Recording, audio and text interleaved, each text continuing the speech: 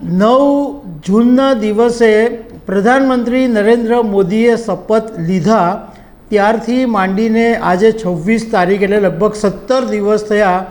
ત્યાં સુધીમાં જે ઘટનાક્રમો બન્યા છે એના ઉપરથી એવું લાગી રહ્યું છે કે મોદી સરકારનું વલણ બદલાય એવું લાગતું નથી। એમના તેવર જે પહેલાં હતા એવા ને એવા જ રહેશે।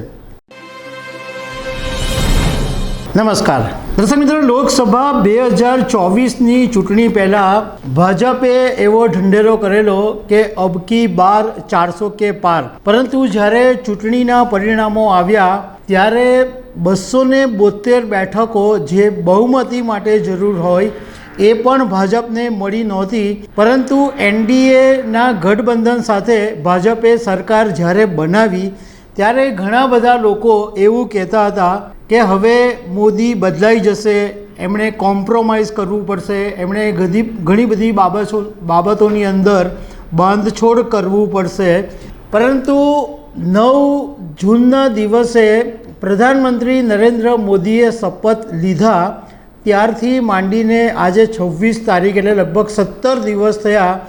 ત્યાં સુધીમાં જે ઘટનાક્રમો બન્યા છે એના ઉપરથી એવું લાગી રહ્યું છે કે મોદી સરકારનું વલણ બદલાય એવું લાગતું નથી। એમના તેવર જે પહેલાં હતા એવા ને એવા જ રહેશે।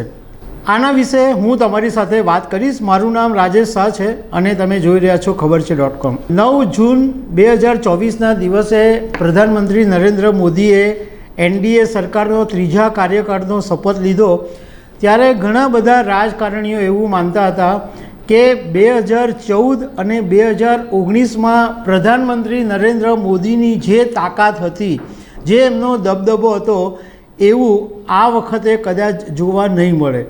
કારણ કે એમણે સહયોગથી સરકાર બનાવવી પડી। એમના જે સાથી પક્ષો છે એમને સાથે મળીને સરકાર બનાવી એટલે ખીચડી સરકાર બની। એટલે એમના જે ધારેલા કામો છે એ નહીં થઈ શકે।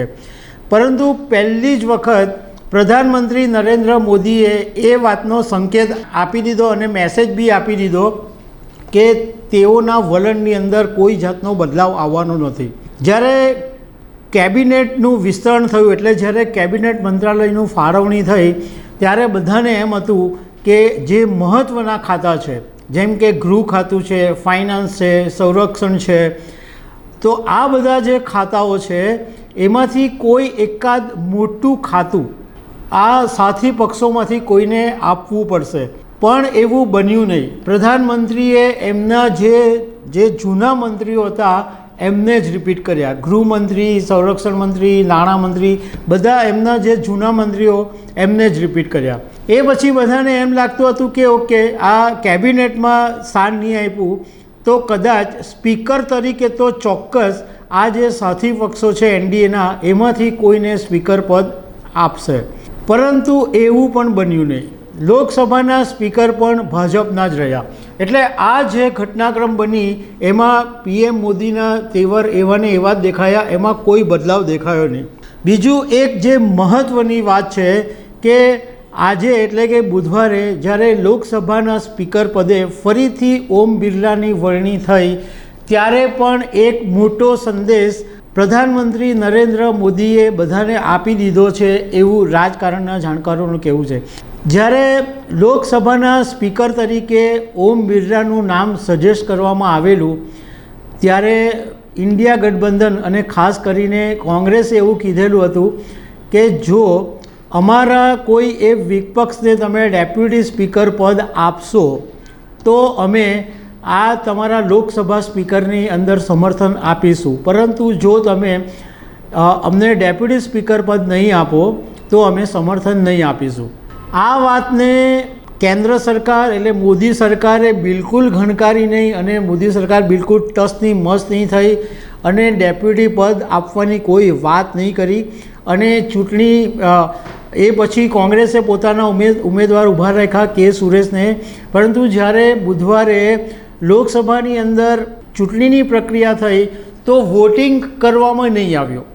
સીધું ખાલી ધ્વનિ મત એટલે કે બધાને ઊભા કરીને હાથથી સંમતિ લઈ લેવામાં આવી કે ઓમ બિરલાના પક્ષમાં કોણ છે અને ઓમ બિરલાની વિરુદ્ધમાં કોણ છે, એવા ધ્વનિમતથી જ નિર્ણય લેવામાં આવ્યો અને ઓમ બિરલાને ફરીથી લોકસભાના સ્પીકર બનાવી દેવામાં આવ્યા. મોદીનો આ સીધો એવો સંકેત હતો કે ઉત્સાહમાં આવી ગયેલા વિપક્ષો એવું માનતા હતા કે સ્પીકર ઉમેદવાર માટે સર્વસંમતિથી શરતો મૂકીશું તો આ મોદી સરકાર ઝૂકી જશે, પણ એવું બિલકુલ બન્યું નહીં. મોદી સરકારના ત્રીજા કાર્યકાળમાં ભલે સીટ ઓછી આવી છે, પરંતુ પ્રધાનમંત્રી નરેન્દ્ર મોદીના જે તેવર પહેલાં હતા એવા જ તેવર અત્યારે પણ જોવા મળ્યા છે. સરકારે આ બધા જે હમણાં જેટલા ઘટનાક્રમો બન્યા એમાં બધામાં જ સીધો એવો મેસેજ આપ્યો છે કે 2014 અને 2019માં જે રીતના કાર્યકાળ ચાલ્યો હતો એ જ રીતના 2024માં પણ ચાલશે, કોઈ જ ફરક પડવાનો નથી. એટલે વિપક્ષની સામે જે રક્ષાત્મક બનવાની જરૂરિયાત ઊભી થઈ એવું લોકોને લાગતું હતું, તો એવું હવે દેખાતું નથી કે વિપક્ષની સામે એકદમ ડરીને મોદી સરકાર ચાલશે એવું દેખાતું નથી. બીજું કે ડેપ્યુટી સ્પીકર પદ વિપક્ષને આપશે કે નહીં આપશે એ હજુ નક્કી નથી થયું. હવે આગામી દિવસોની અંદર એ નક્કી થશે. પરંતુ રાજકારણના જાણકારોનું કહેવું એમ છે કે આમાં પણ એવું જ બનશે કે ભાજપ ડેપ્યુટી સ્પીકર પદ પણ કોઈ પોતાની જ પાર્ટીના સભ્યને આપશે, અથવા કોઈ સંજોગોમાં એવું જરૂર પડશે તો એનડીએના જે સહયોગીઓ છે એમાંથી કોઈને સ્પીકર પદ આપી શકે. પણ વિપક્ષને એટલે ઇન્ડિયા ગઠબંધનમાંથી કોઈને ડેપ્યુટી સ્પીકર પદ આપે એવું અત્યારે બિલકુલ લાગતું નથી. 2019માં પણ કોઈ ડેપ્યુટી સ્પીકર પદ આપવામાં નહોતું આવ્યું. બીજી તરફ તમે જુઓ તો ઇન્ડિયા ગઠબંધનમાં જે મજબૂતાઈ જોવી જોઈએ, જે એકતા હોવી જોઈએ, એ દેખાતી નથી. જ્યારે કોંગ્રેસે કે સુરેશનું નામ સ્પીકર તરીકે જાહેર કર્યું, એમને ઉમેદવાર જાહેર કર્યા, ત્યારે મમતા બેનર્જીએ સૌથી પહેલાં નારાજગી વ્યક્ત કરી દીધી હતી કે લોકસભાના સ્પીકર તરીકેના ઉમેદવારનું નામ જાહેર કરતાં પહેલાં કોંગ્રેસે મમતા બેનર્જીની સાથે ચર્ચા કરી નહોતી. અને જ્યારે કે સુરેશની દરખાસ્ત હતી એની ઉપર હસ્તાક્ષર કરવાના હતા તો મમતા બેનર્જીની ટીએમસી પાર્ટીએ સ્પષ્ટ ના પાડી દીધી હતી. આ મમતા બેનર્જીની સાથે ચર્ચા નહીં કરવામાં આવી એ બાબતે સપા અને શરદ પવારની એનસીપી બંનેએ પણ એ નારાજગી વ્યક્ત કરી કે મમતા બેનર્જીની સાથે ચર્ચા કરવાની જરૂર હતી.